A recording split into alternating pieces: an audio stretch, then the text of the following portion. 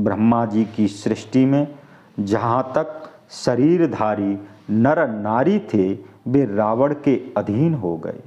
सब रावण की आज्ञा का पालन करते और नित्य आकर नम्रता से चरणों में प्रणाम करते। रावण ने भुजाओं के बल से सब जगत को अपने बस में कर लिया, किसी को स्वाधीन नहीं रखा। इस प्रकार सब राजाओं में चक्रवर्ती होकर वह अपनी इच्छा अनुसार राज्य करने लगा। देवता, यक्ष, गंधर्व, मनुष्य, किन्नर और नागों की कन्याओं तथा अन्य बहुत सी स्त्रियों को उसने जीतकर उनसे बलपूर्वक विवाह किया। रावण ने मेघनाद से जो कुछ कहा था उसने उसे मानो पहले से ही कर रखा था। पहले ही जिनको जो आज्ञा दी थी उन्होंने जो किया, उन राक्षसों के भी चरित्र सुनो। देखने में वे राक्षसों के समूह भयंकर पापी, देवताओं को दुख देने वाले थे।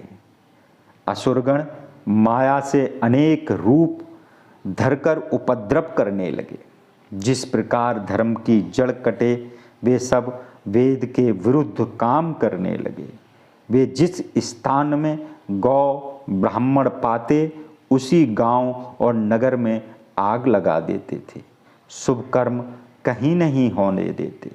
वेद मर्यादा, वेद ब्राह्मण और गुरु को कोई नहीं मानता था। हरि भक्त नहीं थी और यज्ञ तप और दान नहीं होते थे। वेद पुराण तो कोई सपने में भी नहीं सुनते थे।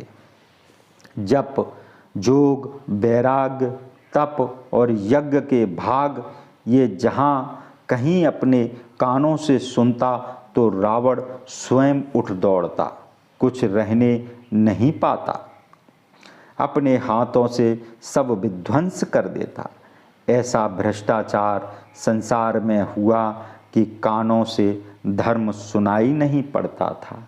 जो कोई वेद पुराण कहता उसे बहुत सताकर देश से निकाल देता था।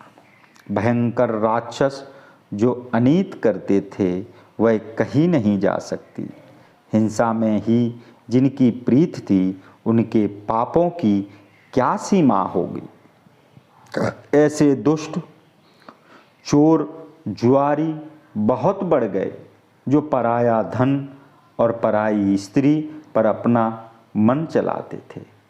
माता पिता और देवताओं को लोग नहीं मानते थे और साधुओं से सेवा करवाते थे। महादेव जी कहते हैं, हे भवानी, जिनके ऐसे आचरण हों उन सब प्राणियों को राक्षस ही समझना चाहिए। इस प्रकार धर्म के प्रति अत्यंत अरुचि देखकर पृथ्वी अत्यंत भयभीत हुई और घबराई। पर्वत, नदी और समुद्र का बोझ मुझे इतना नहीं सताता जितना कि एक परद्रोही का बोझ।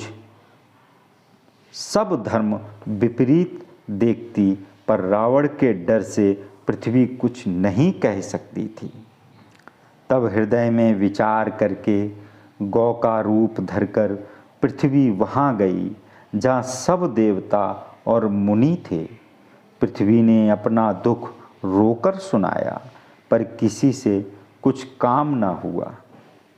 देवता, मुनि, गंधर्व सब मिलकर ब्रह्मलोक को गए।